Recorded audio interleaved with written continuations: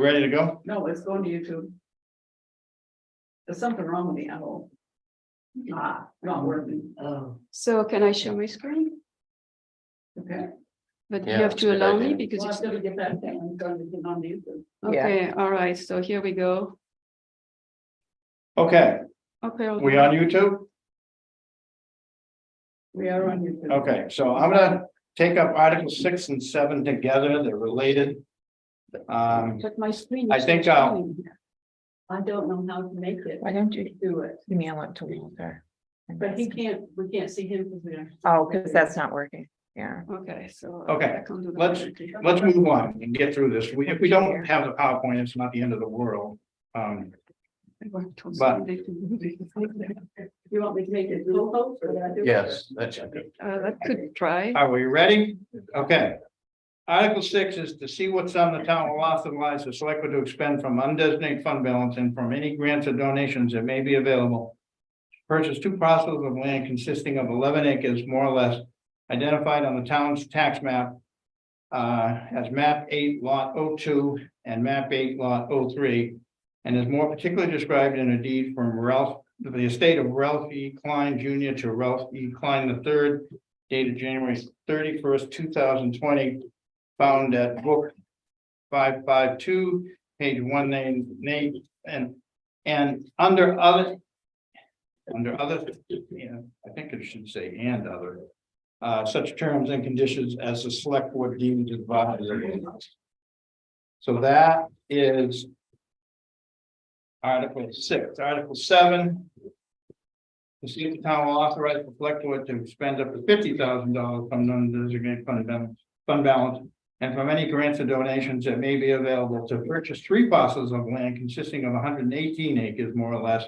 Identified on the town's tax map. As map 8, lot 5, map 9, lot 6, map 13, lot 6. And is more particularly described in deeds from Irving F. Smith and Marilyn K. Smith to Jeffrey T. Smith. Dated December 21st, 1998, found at book 2310, page 185, book 2310, page 185, and book 2310, page 183. And under other such terms and conditions as the select is advisable. Including taking any actions regarding easements or agreements for access to the properties. This purchase would be conditioned by deed restrictions to be imposed by the current owner. That the land shall be preserved in a forever wild state. With the exceptions of the activities of hiking, hunting, snowmobile, and the construction and maintenance of walking trails would be permissible. The use of ATVs, motorbikes, and similar off-road vehicles or devices would be expressly prohibited. I probably should go back to the recommendations, going back to Article 6. The select board recommends purchase and the budget committee recommends purchase. In Article 7, the selectman recommends purchase at 50,000. We actually recommend a number, and the budget committee recommends purchase at 50,000. So what I'd like to do at this point, I understand if it'll work. We have a brief PowerPoint presentation. You make me. Certain members of our conversation, I made you co-host, so you should be able to share your screen. that certain members of our Right. conservation commission have put together, so we're just gonna take a second. And walk through that, and plus there's a handout. So, but if I join with That computer everybody audio, can go. so what if I don't want to join with computer audio? Okay, I can mute you. Yeah, just have her join it and then have her mute you. yeah, okay, all right. So got it. Am I in? So share screen, no. Got it. You, I don't think you got your video. Oh, you have your video on now. Got that. Host disabled participants screen sharing, it says. What was it say? It says host disabled participants screen sharing. Well, I don't have, we were done. It means like, I mean, you're the host, so you have to allow me to share my screen. Multiple participants can share. Yeah, Try it try now. that. All right, share. Okay, I think we're in business. Oh, there you go. You got it. All right. So, hopefully the presentation will go smoothly through the pictures that I took, and I'll spend just a few minutes, showing the what, and then a slide about the why, how, and then I'll turn it over to Sandra, who will have some detailed, precise answers about some anticipated questions. So if we can, please hold the questions until the end, it would be great. Okay, thank you. All right, the what is, you all have the map in front of you, but essentially, okay, I should be able to minimize this, no? No, it's still showing, okay, whatever. And so the townland is at the top, and we're considering the Raft line, which is made up 2 plots, one tiny plot, 1 acre, which is totally embedded in Jeffrey Smith's land. And then outside Raft line, 10-acre plot, which is a wooded plot. And then the Jeff Smith land is actually 3 plots. And the obviously attraction of those combined plots is that they are abutting the town property. So if we were to get them, we get a big swath of 200 acres, which is quite unique in the area and exceptional. So the Google Earth pictures, show it's very densely wooded, and it details, the current path that's there, which is the Stump Dump Road. And, there is another road which goes straight down the town plot, all the way from 73, to the western side of it. And inside, there are smaller paths, depending on, what has been cut or not. So this aerial view, kindly provided by Jeff, show that there are different stands in the property. You have the salt shed, in the little rounded shape on the left side. And then the Stump Dump Trail. So the townland is everything that's at the bottom. And you see there is a fir tree, so a stand, that's a technical term we learned from the town forester who came to visit. It's a group of, similar trees. And then there are other, stands of deciduous trees, essentially ashes, and, What are they planning to do? some old oaks as well. And let me go back one. It went too fast. In any case, Jeff is very familiar with the land, and I walked, and with other people from the Conservation Commission, we walked the land a couple of times, and Jeff, knows it inside out, and he was able to point to some property markers, in the middle of very thick vegetation, and I couldn't see anything, but he knew exactly what he was talking about. But overall, the woods are just very nice. It's very pleasant to walk. The ground is soft, with all the dead leaves, the humus it created. And it's quiet. You can just hear, the wind in the trees, the leaf rustling, the bird, and it's just phenomenal.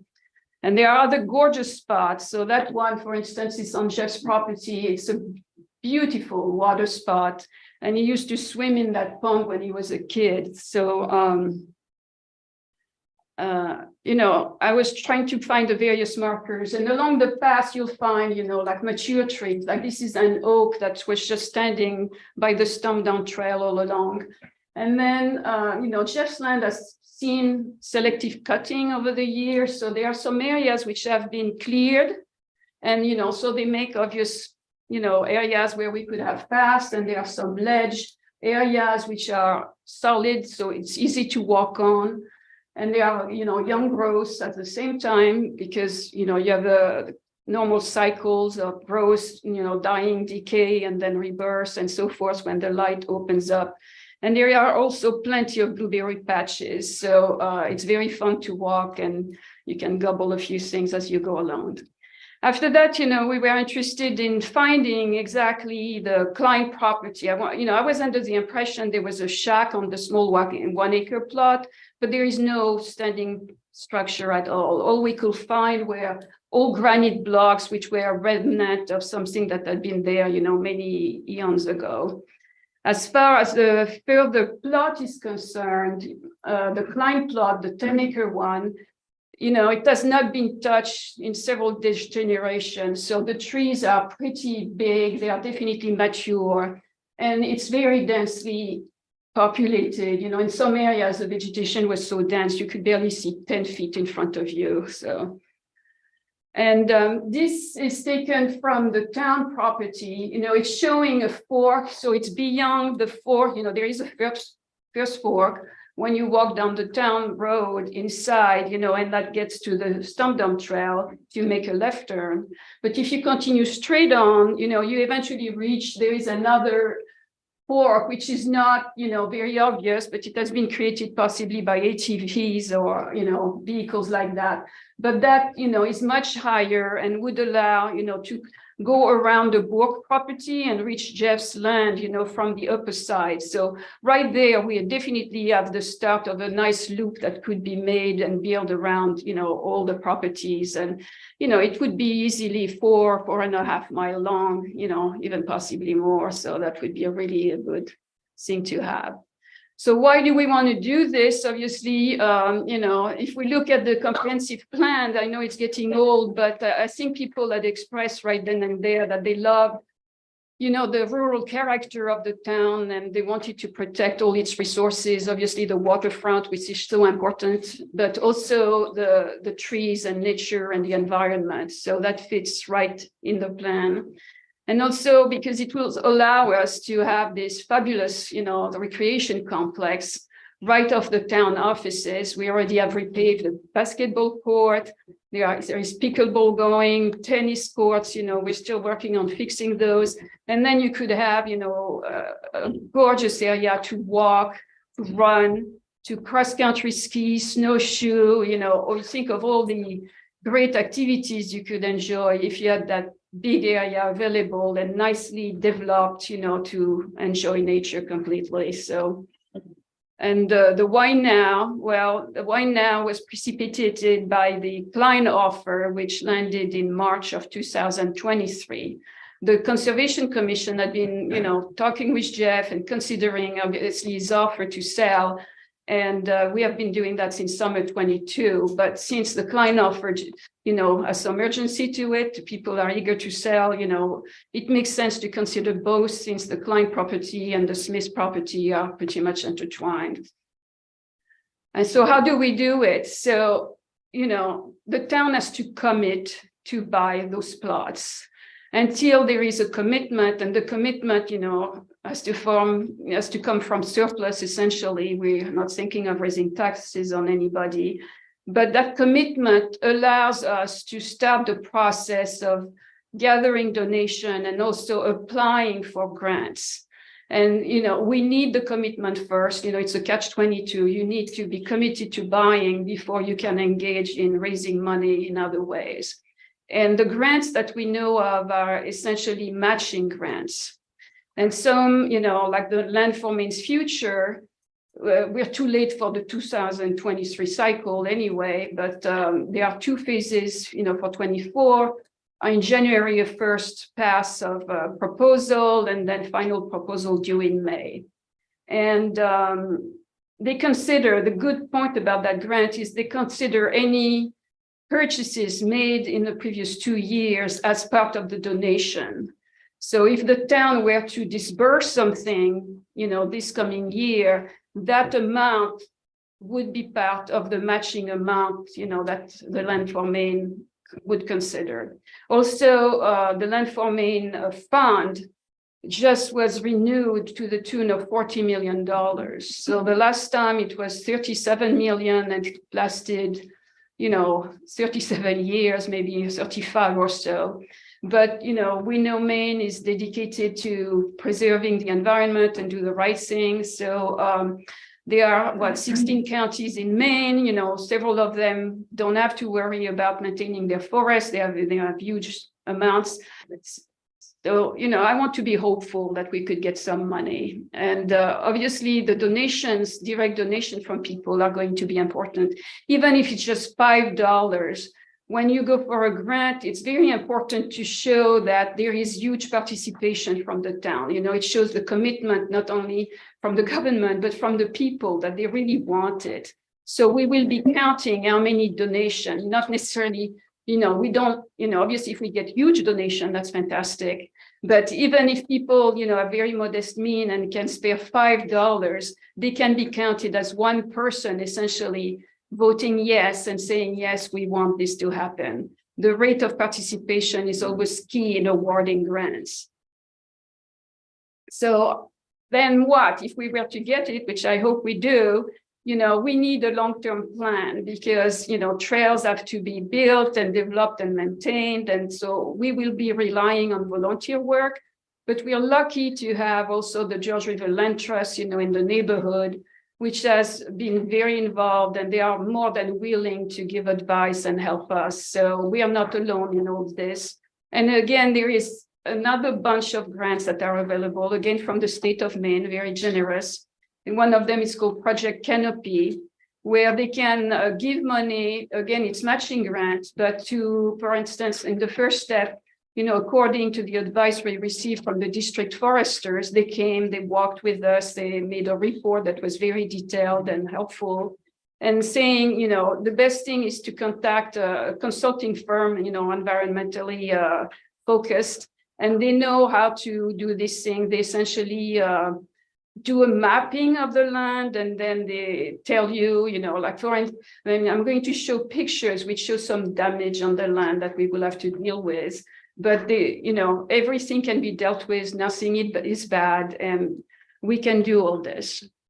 So for instance, you know, Jeff said he didn't want ATVs on his land, so we would have to put gates, you know, on the access points to his land, including huge boulders on either side, so that, you know, the ATVs can go around the gates and still, you know, because this is what's happening to the, this is from pictures from the town road, okay? The deaths, you know, it could be only one person using the trails when, you know, the weather is not appropriate to do it, and they can destroy the whole path. So I know it's a fun form of recreation for a lot of people, but when it's not used responsibly, it creates enormous damage.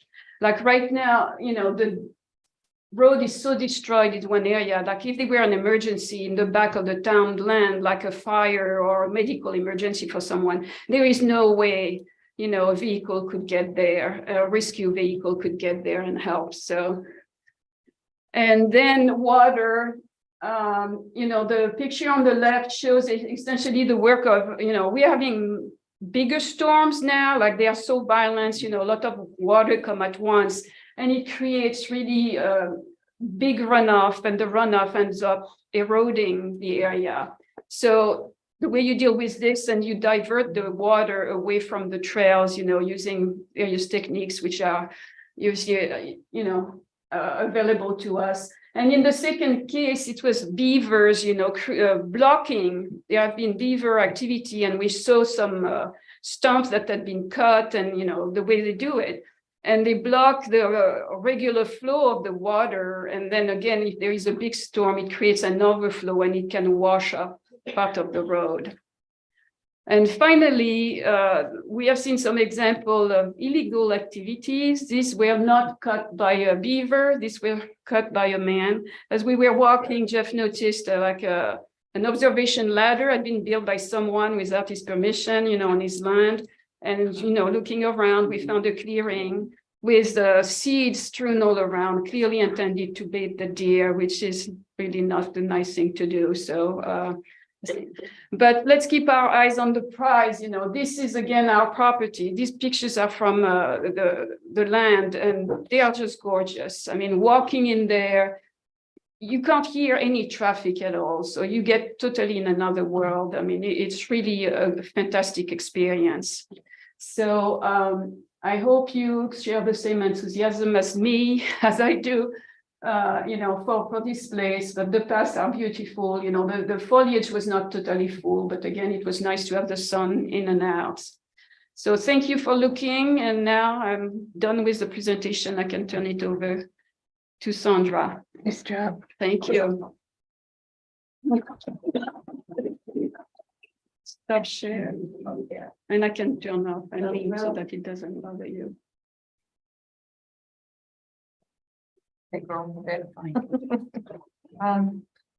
Actually. So my job was to prepare answers to questions we expected you to have, and then find out what questions you have that hadn't occurred to us.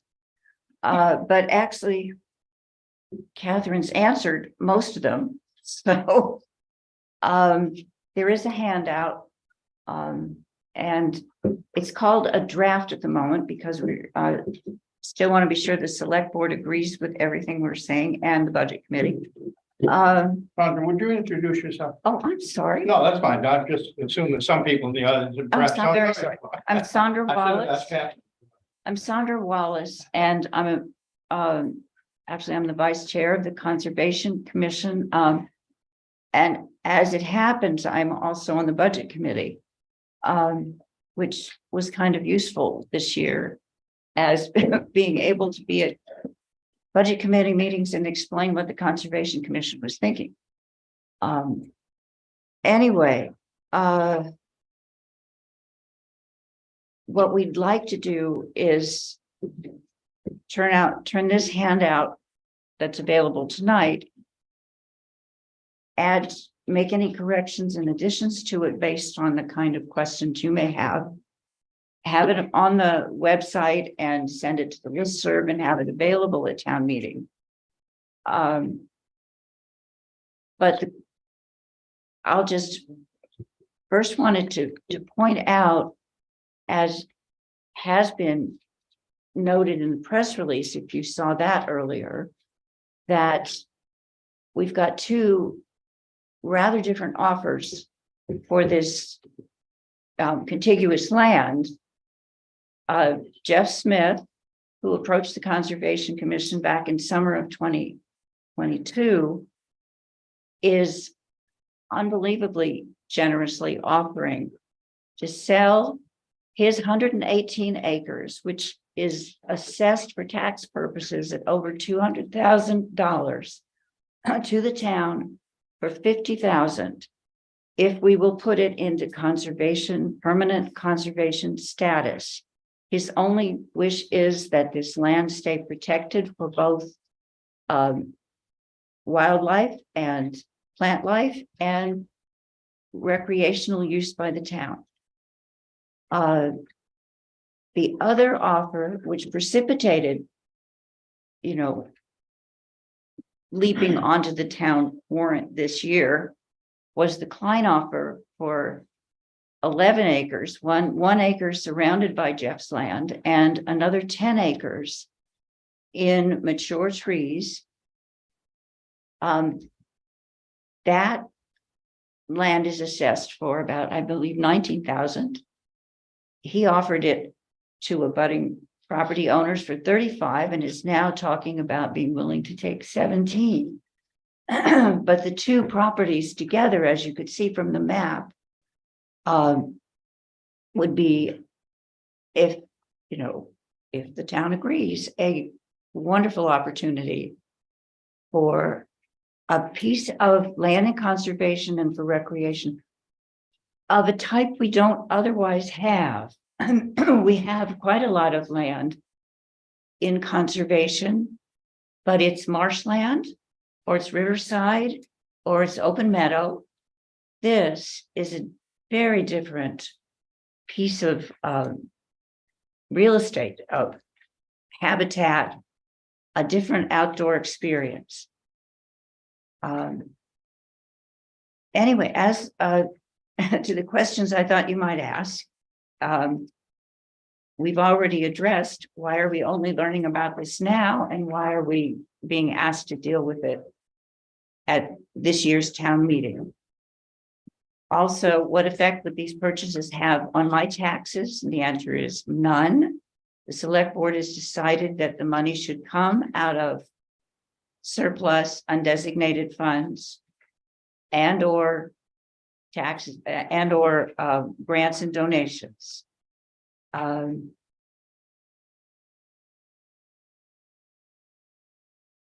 as to how realistic is it to think that we'll get grant funds, that Catherine went into that in some detail. Why would we want to conserve these properties? I hope I just explained why we think that is a really meaningful thing to do. What about loss of tax revenue? There will be a loss of tax revenue if the town purchases the properties. According to the 2022 real estate tax commitment book, total tax bill for the Smith 3 properties was $2,818. And for Klein's 2 properties was $307, for a grand total of $3,125. Total real estate taxes assessed in that commitment book were nearly 4.4 million. I think we can spare that bit of money. As for, wouldn't there be ongoing post-purchase costs? Yes, there would. And Catherine explained some of those. What about ATV access? As Catherine PowerPoint shows, the ATV damage makes clear the justification for a prohibition on ATV access. In addition to the facts that ATVs disturb wildlife and impair the quiet enjoyment of others using the area. As for the Smith properties, it's not even open to discussion because it is a condition of purchase of the Smith land. It is certainly something for the town to consider with respect to the other properties. And then finally, Don Prothero, who is a budding landowner, had a concern that currently there's the Stump Dump Road gives Jeff Smith a right of way over his land, which the town would acquire if it bought the property. He's legitimately concerned that instead of having one lone Jeff Smith coming to his property, there could be armies of townspeople on picnics and heaven knows what. But the select board believes it has adequately addressed that to Mr. Prothero's satisfaction, because the warrant articles will provide that among the conditions that can be, when the sale agreement is concluded, it will allow the select board to extinguish any existing easement at its discretion. And that would presumably be once a viable physical access road to the Smith properties over town land had been created. So that's all the answers to imagined questions we had. And what we'd like to know is, have you folks any more questions, or would you like to look further into any of the points we've discussed? Eric? Yeah, my name's Eric Curtis from South Thomaston. I got some questions. I'm in favor, thankful for what the Conservation Commission is doing. I think it's a great job. Thanks to Jeff too, for the land and everything. The offer. My concern is right now is, one reason is, we own an ambulance, we own a fire truck, we want a new fire truck. We got a transfer station we're building up there. We got $9 million, we got to pay for house at Central School. We own that. We got the high school and the repairs to Thompson at 21 million. We put 2 new buildings at the high school now. We got a vocational school we built, I think it has a neighborhood of 25-30 million. So I think the land that we're purchasing here, is it in conservation now? Terry? No, Okay. none of them. Well, between the town parcel It's and not. the Smith parcel and the Klein parcel, well over 200 acres of land. So what I would propose to have a mixed use of conservation, some type of business park to generate taxes, and some type of residential living in it. And a lot of people are not gonna like that at all. But that would also, we have a lot of expenses we gotta pay in the town And we should probably at least look at considering some of that. It's a huge piece, and you could use a certain parcel of it, whatever you deem necessary, to offset some of the costs of developing that plan for conservation. So that would be my point on that. And then also, I received an email as the chairman of the planning board that I brought up at the planning board meeting the other night, so I figured I'd better mention it here. On the Conservation Commission establishment, the ordinance to establish Conservation Commission. Page 2, last paragraph says at least 30 days prior to making any recommendations to the select board.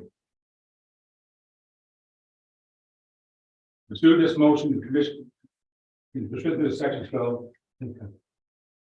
shall submit the recommendations to the town's planning board for review and comment. That's for the purchase of the land. So has that been done? That is not been done, The right? select board went to the conservation committee, not the Right, vice, not it vice says in versa. their own conservation, explain that. They didn't come to us, we went to them. Right, but Well, let's back up a second. First of all, the Klein land didn't even go to the Conservation Commission at all. That came directly to the select board from the Kleins. It had nothing to do with the Conservation Commission until we asked as a select board for the Conservation Commission to review that offer that Klein made. okay. In The other parcel, the Smith parcel, the Conservation Commission was talking about it. But they really hadn't come to the select board until we asked them. So did we? I'm gonna speak for myself here. Did we sort of violate our own ordinance? I think the Klein property clearly didn't. The Smith property, I think you could make the argument we did, but I think we can remedy that because this is, even if town meeting votes for this, we still have time to go to the planning board and get input from the planning board. It says in the name of the town, with the approval of the town meeting, acquired land, easements, or other interested in the property. It says at least 30 days prior to making any recommendations, select board. The business section, the commission shall submit and recommend to the town planning board for review and comment. And the only reason I'm bringing that up is because I received an email about that. And I think, personally, I think it's with the Smith property, it perhaps is a legitimate point. Okay. But I will also say that the Conservation Commission was working this through, and then all of a sudden the Klein offer landed on us, and they wanted to know right away, and they knew we had a town meeting coming, so this sort of kind of just fell on us with a month going to town meeting, but you bring up a point. Well, And I like the other I would point about also, Development, a little bit of development on there to offset the cost of this to the townspeople might be advantageous. Well, that can't happen on the Smith property. Well, unless we make it a condition that we can even use some. No, No, That's a condition of the sale. Smith property is, that's his We don't condition. have to buy it if we don't want to. Right, if That's we true. buy the Smith property, it is for conservation purposes with some limited exceptions that are, he's articulated. Okay. So, but the Klein property comes, Strong feelings about it, I just. right, but the Klein, I'm just trying to make it clear to everyone, but the Klein property comes with no conditions.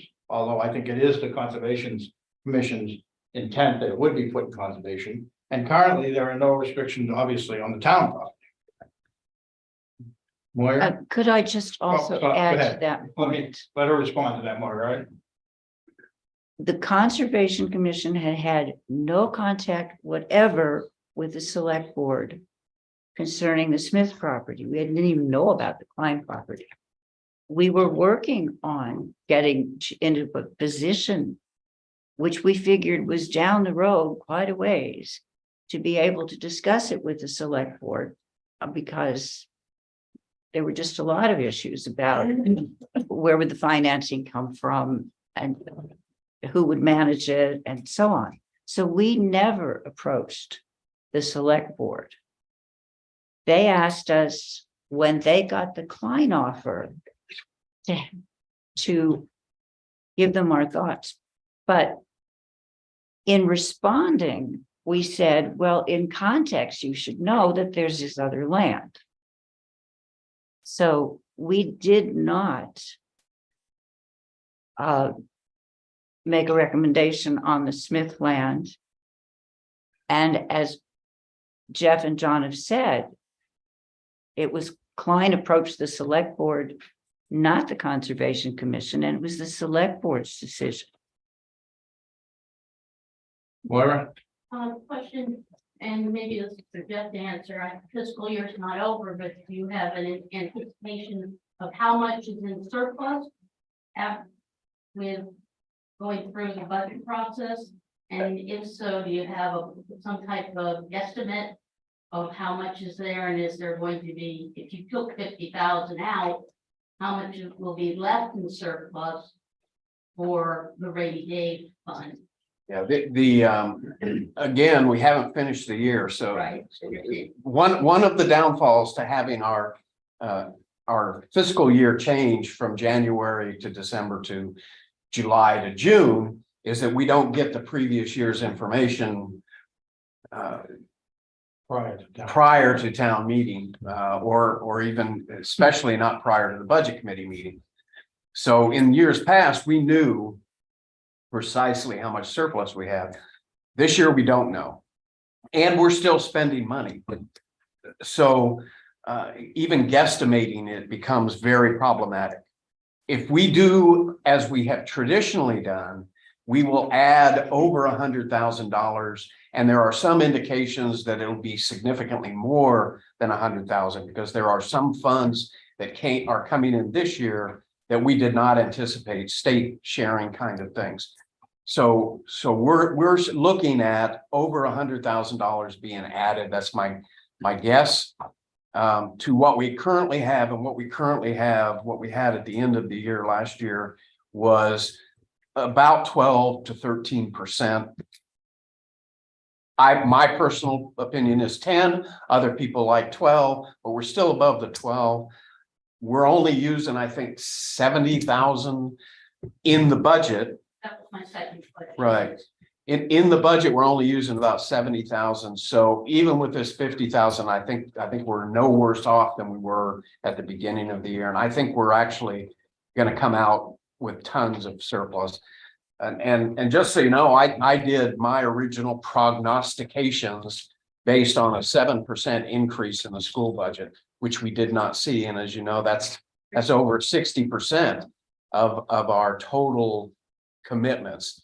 So that gives us a lot of room in my mind to be able to pull from surplus without significantly impacting the tax. Thank you. I have one person ahead of you back here. Sorry, Don, I'll get you next. Spencer, I'm also on the Conservation Commission. Overall, I'm 100% in favor of doing this. It's one of the largest unfragmented blocks of land this far south in the state of Maine. It's got amazing habitat on it and everything else. As far as the question about developing part of it, the town owns the adjacent lot already, and it's owned it for a number of years. If we were going to build a business park, we've had the land for a number of years to do that, as far as I'm concerned. As it being a negative, to leave that land in Forever Wild, whatever the description is, I do not see that as a negative, because the town owns close to 80 acres to 100 acres that abuts it already. So the town could do something with that. So I don't see that as a negative or any reason to vote against it. If you think that ecologically it makes sense, and the Conservation Commission makes sense, that argument really isn't particularly strong, because it could have been done in the past.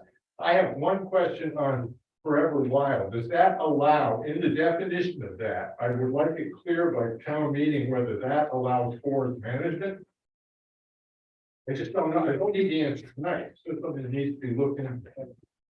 Well, I would say at this point, it doesn't allow that. My impression was it does, but, Well, and I think Jeff Sayers. but I think we need to have, we're gonna have to have more of a conversation with Jeff about the Yeah, okay, details. thank you. Because when we actually write up a deed, this is gonna have to be written very specifically. Right. Which is why the article gives us that discretion to Right. craft that. And And because at that we're not- point, we'll involve a lawyer, obviously. Right, and because we're not actually raising new tax dollars that has to be spent by a certain degree of time, if the town agrees to do this, right, there is sufficient time in order to get all the ducks in a line. Thank you very much. Don, thank you. Not quite sure where to start. Don, you introduce yourself? Oh, I'm sorry, Don Further. I'm in a butter, and you can see my name on the map and location of our property, etc. My wife Molly and I own that parcel. I will just make, I guess, get this out of the way. There is, according to my survey map, which I have brought with me, there is I'll say a discrepancy between my survey map and the tax map. I believe this would be called, you have copies of. Basically, it revolves around whether that property of Nicholas Fork is, I'll use the description, inside or outside the boundary of my property. And I realize that sounds a little silly, but the northern boundary, or this line, I don't know who can see it, but this boundary line on my survey map is not long enough to incorporate, to go to the northwest corner of the Bork property. Yeah, I think it's a tax map issue. We have discussed it with John. We have a meeting, I guess, with the tax assessor's agent to try to clear it up. But I don't think it's a major thing, but I do want to make a point of it. So that's the survey map versus tax map issue. Wonderful presentation. I'm sorry I didn't get your name. Jackson. Very nice, and yours as well, I think. Well done. We own that property. It's about 40 acres. Been in the tree growth program for going on 30 years now, 25 anyway. We're trying to, I think what we're trying to do with that property is more or less what the Conservation Commission is going to talking about trying to do with this parcel if it gets acquired. So I mean, in my heart, I'm a believer in trying to make this work. So you know kind of where I'm coming from. All of that said, I'd like to call your attention, and I appreciate attention being given to my concern on your document here. I do. I guess I'll just digress for 1 second and say, they talk about bankers, if they loan you money, they only want to know 3 things. How are you going to pay it back? And then if you can't pay it back, how are you going to pay it back? And if you really can't pay it back, how are you going to pay it back? So the final sentence in your question of your final question, really, I want to believe it. And if I could take that to the bank, if you will, then that really kind of allays most of my fears. The language is intended to allow a select board to extinguish any existing easement at its discretion, presumably once a viable physical access route to the Smith properties over existing town land has been created. So I've gotten a little out of order here, but that sentence right there in that context, I think really addresses my concern. So if you will, take a look at your maps. The upper left-hand corner of our property, the northwest, I believe that would be, shows a dashed line, which I'm going to call it the stump dump road, going across our property and connecting to the Smith property. So if anybody's ever been out there, you know that section of the road is, it's kind of nice. It's a gravel road. It's really easy to walk on. It's I mow it and kind of pull the rocks in. I pull the big ones out and kind of take care of it a little bit. But it's been nicely built over the years, and it's a good shape. It gets used by a lot of people now who have no right to use it. The 4-wheelers in particular. There's pickup trucks out there. They drag stuff because they feel like it. I have found a television set out there that's been chock full of holes with shotgun shells and casings laying out there. I mean, it's really bad. And the 4-wheeler damage, I know where those pictures are taken, I can tell you. And it's not good. I own a 4-wheeler, okay? But I use it on my property and I don't do those kind of things with it that's causing damage. So my concern, here's really, after all my talking, here's the bottom line. What I don't want to see is a parking lot and a porta potty out there on my property with that stump dump road access being used to get to this potential new park. I don't know if that makes my point clear, but I hope. And that's Yeah. why I showed the second fork that goes around the whole property, so, we can definitely. I want to believe it. I hear what you're saying. It makes total sense, because if the select board were to extinguish or, make. Right now, one of Smith's properties, I think, has a right of way across my property, which allows him to use that road. Whether he does legally or not, I don't know. I can't read the deed. It makes, but whether or not he has legal access, the road is there. And in fact, it gets used by people who have no right to use it in ways that they shouldn't. So again, that's my concern. Oh, the one that you're talking about, I understand, I've been out there, I know what you're talking about. But in fact, a lot easier to use mine. And the pickup truck won't make it out that muddy spot that you showed, so they would use mine. Would you be open to people walking on it? Not even? What happens, I mean, if Yeah. there are people who I have said, who I've met out there walking, and they say to me, what are you doing out here? This is public property. No, it's not public property. I pay the taxes on it. I own it. I maintain that road. Smith has maintained the road.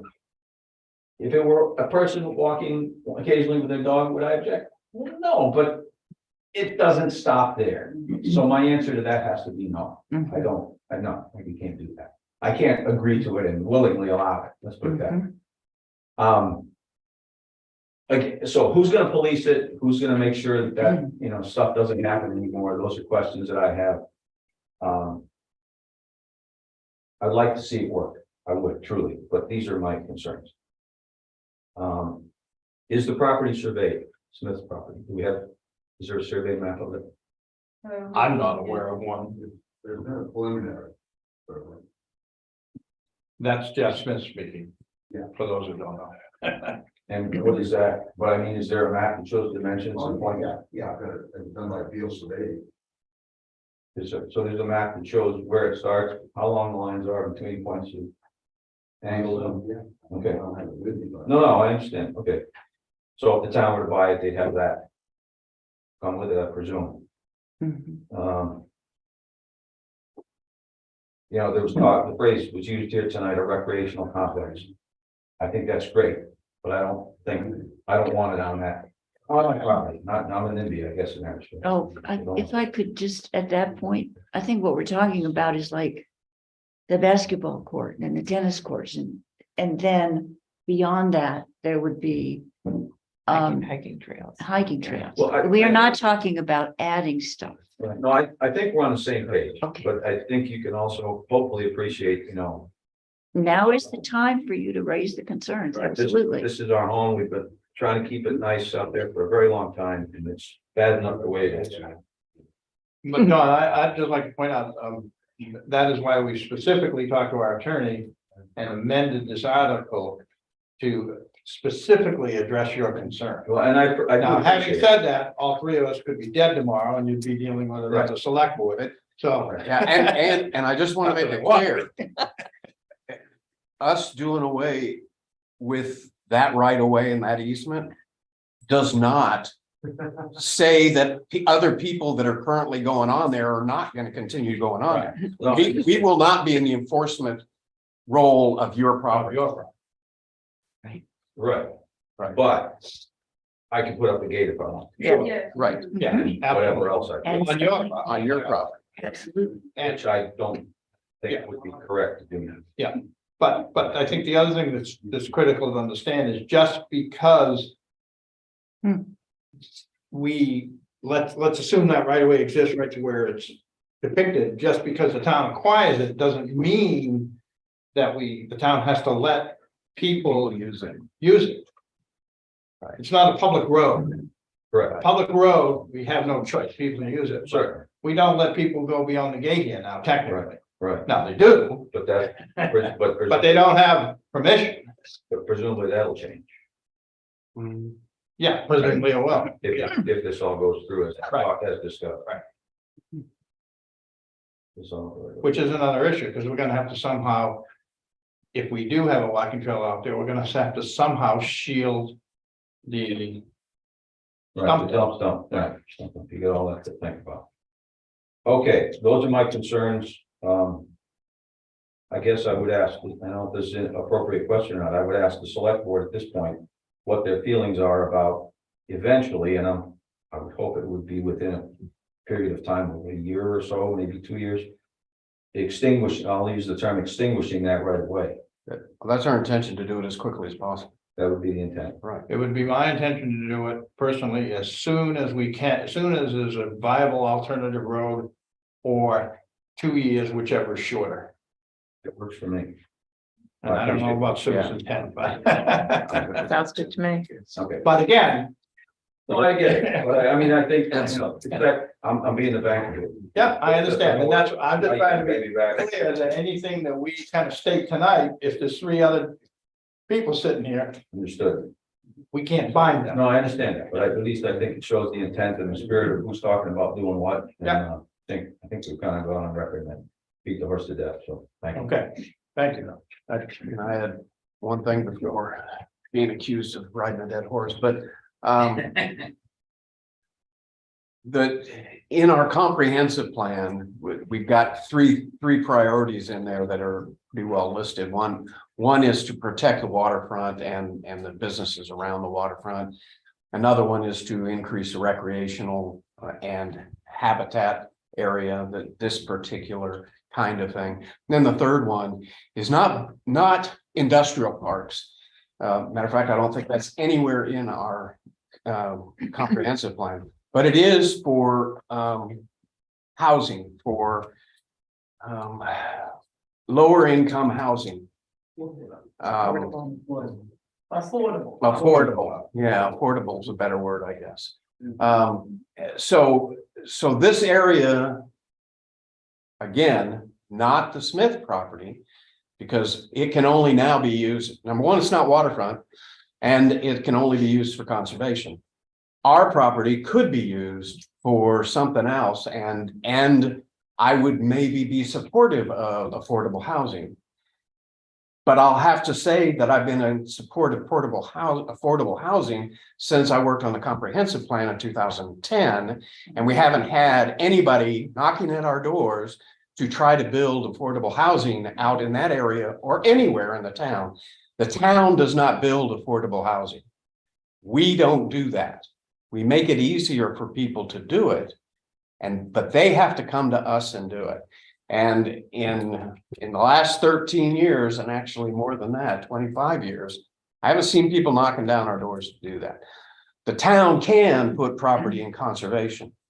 But we can't build a park, and we can't a business park, and we can't build affordable housing, but we can build conservation. So if you look at the comprehensive plan, we are attacking the thing that we can control, the thing that we can do. Other comments regarding these articles? Go ahead. Linda Palmer, may I ask about the Klein property? Is it 35,000 or 17,000? The original offer was for 35. They had indicated they would sell the properties, 2 of them, the both parcels, for 17. If it's sold to the town. If it's For sold the to the town, town, right? yeah. Would you not consider hunting on conserved land? Jeff has made that as an exception on his land. Right. The Klein land at this point has no conditions.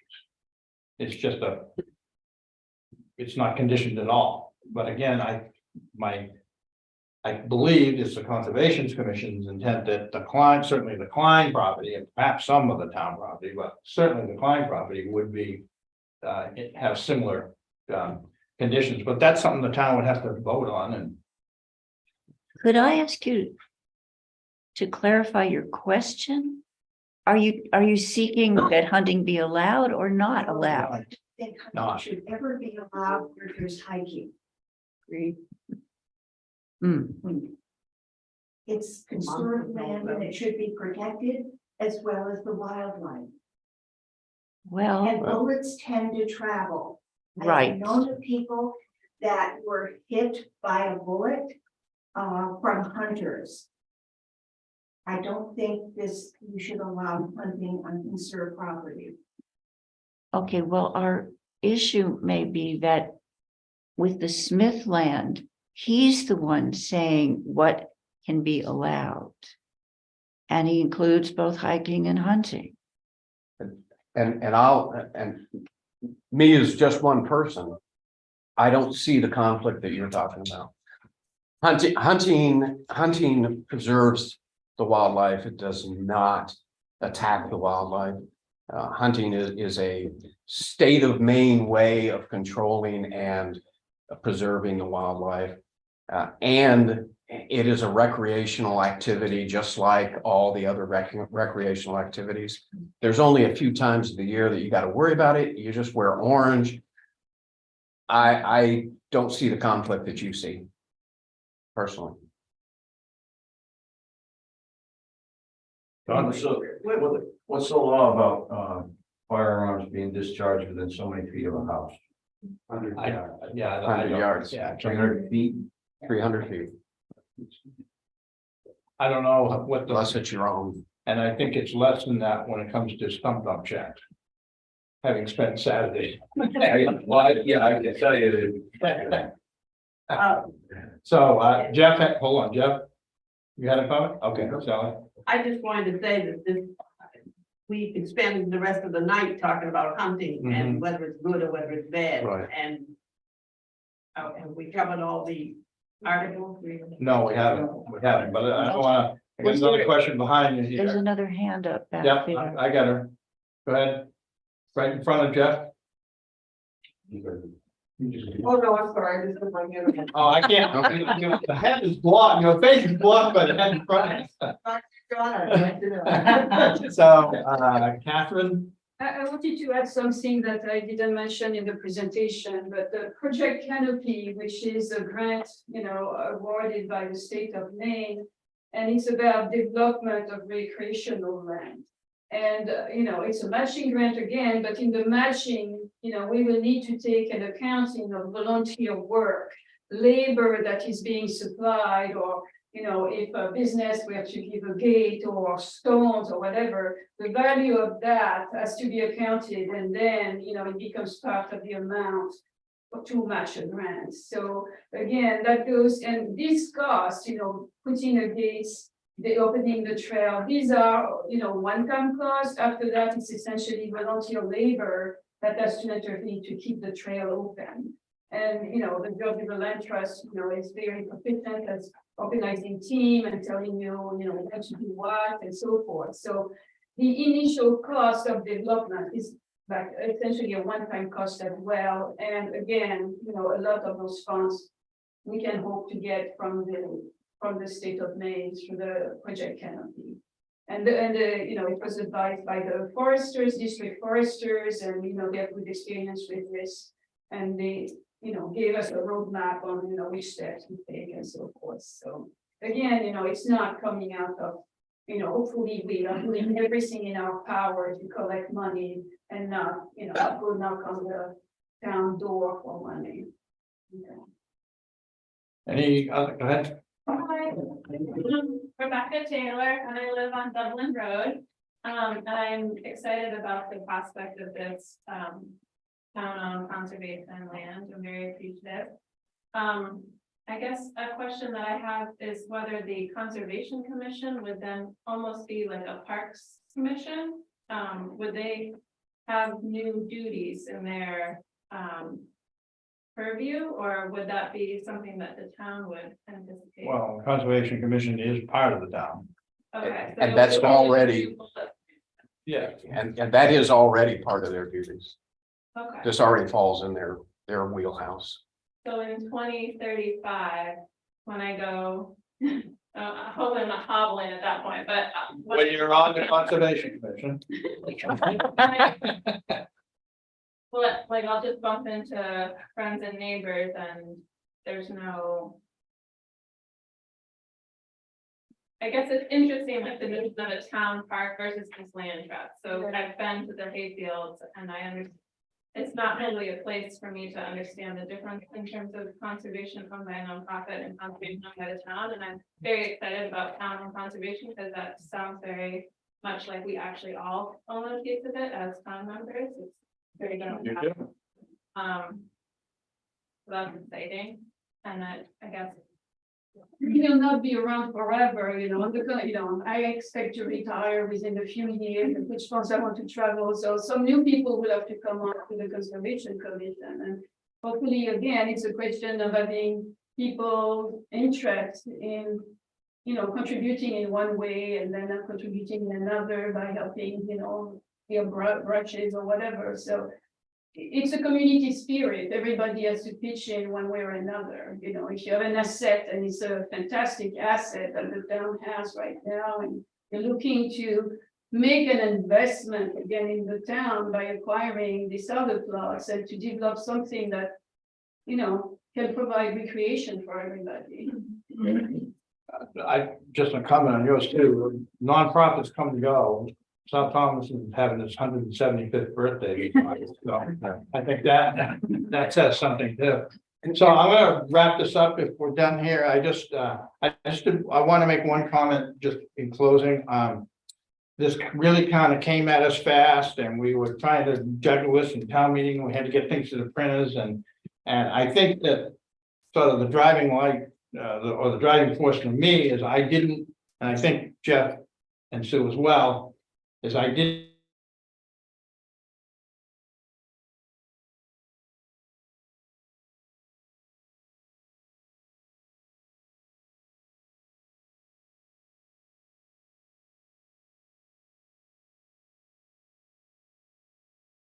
want to deny the town, but we should at least give them the opportunity to say no. And if we didn't put it in front of them, they wouldn't even have that opportunity to say yes or no. So And and it wasn't mentioned in any of the presentation. But it's not just a generous offer for this property. It is, and I don't want to Jeff Smith here, but it's a steal. And if we didn't put this in front of the town, shame on us, because this is an opportunity that we won't have very often. okay, so we got one more article and then we have general questions. So the next article is, okay, let's move on to the next article. We're on page 39. Yeah, I.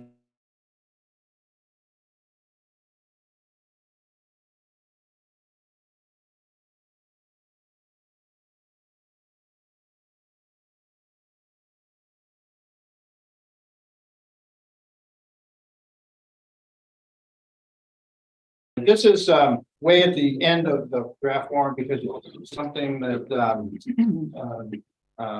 we will request.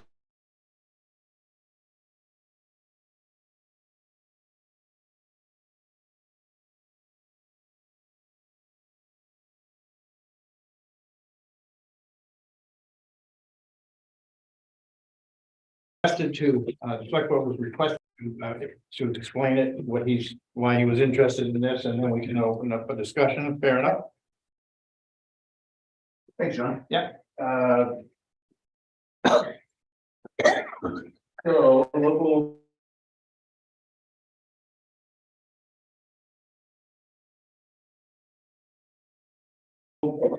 Sovereignty, producers, people who use a kitchen or their backyard like us, an opportunity to sell food to their neighbors from the premises of, from their house, from the site of production, in the language of the ordinance, directly to their neighbors without state licensure.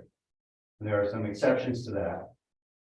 But what it does is encourage cottage industry, and it helps people like myself and my wife and others who may be involved in food production or may want to get into food production, the opportunity to do so without having to go through quite so much red tape. And I guess I'd probably say, if you have questions or something like that, it'd be easier. I want to clear one thing up. I think neighbors is a poor choice of words. Oh, sorry. Because it doesn't have to be a neighbor. That's right. It can be anybody who's gonna be the end user, the consumer of it. Yes, that's correct. So you can't sell it to a middleman, who's theoretically gonna resell it. That's correct, and not only that, but we couldn't take our stuff to a farmer's market and sell it there under local food sovereignty either. It's only at the site of production. And someone who comes to your house to buy that item. Hopefully it is your neighbors, but. That's your neighbor, yeah. So questions, I know it's late, we've really kind of kicked that last one around a lot, and this one's more detailed, questions, comments, this is actually something that several towns did prior to a state law change and actually a constitutional change a few years back, where they probably didn't necessarily have the legal authority to do that. They tried to justify it and reach to make that legal authority. And in the interim, the legislature passed a specific law allowing towns to adopt food sovereignties. With, I think the exceptions are important to mention, if you could, I don't recall. Sure, I know it's, Yep, it doesn't include, yep, the exceptions are for meat and poultry and shellfish. so that still has to meet, inspection requirements. Those products. Just one comment, Ray's was one that came before the planning board, and we just had one of the last planning board, be the same type of business, and the planning board all agreed it was very good.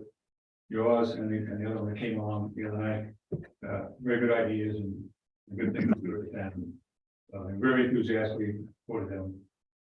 To go ahead, so. And I think, if I recall, there's language in here that the business would still have to come before the planning. They do Not the planning. board. Oh, yeah, you can't just open up a business, right? This doesn't give you, doesn't get you around that. Yeah, the railroad checks now, but it's well received with that. So what I've heard is the state has given the town the authority to enact this particular thing within the town limits. Yes. Yes. And actually, the town could make it more restrictive, and I think we did, right? With shellfish, shellfish is not, MMA's blanket one did not mention shellfish. No, No, but I think that was an oversight, Yeah, because if a you lot of that read stuff. the state law, it only encompasses the MRSAs that deal with food and meat and poultry. It ignores a separate one that deals with shellfish. So we have added that to it. And I think it didn't need to be added, I don't think, but it could have accidentally been interpreted as allowing it. but my point is, we could We could make it more restrictive, but we can't make it Yeah, less. and again, riding a dead horse, but the way the law was created, the intention behind the law was we will let towns make their own rules, assuming towns are gonna put inspections and permitting similar to what the state has or what the feds have. No town did that. I can't find a single town that said, here are our permitting and inspection requirements that you have to meet. All of them said, you can do it without any permitting or inspection. So we put some language in here that verifies that because we trust the citizens of our town to make informed decisions to purchase from him, if there are any issues, he can enter into a contract with them that absolves him of any liability that's associated with it. And we reiterate the fact that the town does not give up any of its protection from liability associated with this. So. Don? I think I was reading this as you were talking, and I apologize if you're done. So, page 46, section 5 there. With faith and the ability to educate itself and perform decisions, producers and processors of local food may enter into private agreements. Waiving liability. And then the next sentence, I think it kind of states it very clearly that the town, saying that the town is not liable if you sell me bad milk. Kind of. Right. But that the word may there is puzzling to me. Well, that's up to the consumer and the producer. That's their decision. Well, what if they say, I'm not gonna do that, but I'm gonna go after the town if I get sick? I realize there's that second sentence, and you know what I'm saying? Right, but Perhaps that should be. we're already protected. So that's And so kind of move. yeah, so right now, he's not protected. And if he wants to be protected, he would have to enter into that I'm agreement. moving in the other direction. You're talking about. And this is actually, it's an odd situation, because technically, before, if somebody picked blueberries and made blueberry jam and sold it at a farm stand, they were violating. Yeah. law, Because that was processed food. Right. You And can sell blueberries, but. Well, it's, I mean, speaking from someone who's done a lot of reading about the law, food production, there's a patchwork of laws. Yeah. That are state, federal, and, municipal, that we have to deal with. Most of the stuff that the processed food, like you were talking about, John, would be through the Department of Agriculture. And so that's the state. And you would need a commercial kitchen license to do that. But if this is passed, you wouldn't need that. Correct. And that's the difference. I'll have to be honest with you, and I've told Ray this, I have mixed feelings about this, and. The reason I have mixed feelings is, I'm not worried about the Rays of the world, I'm worried about the people that are the scrupulous of the Rays of the world. Well, I hear that point too, John, but we're not talking about a large corporation who's selling, who's just out there to make money on food. We're talking about a cottage industry, people who are, making small batches. Again, those are the people I'm not worried about. Right, but that's the people who will be affected most by this. Yeah. I it's hard for me to imagine someone who wanted to work as hard as we have to work. To do this stuff that isn't interested in the quality of the products, or, this is not $1 million. I understand. I actually was in the legislature and I heard all these arguments from Yes. Bill Gates. I'm sure you have. But anyway. We decided to put it in front of town meeting, so it's town meeting's decision. Other questions? Okay, so that it on that one? Okay, so the last thing is just any other questions on any article in the warrant in general?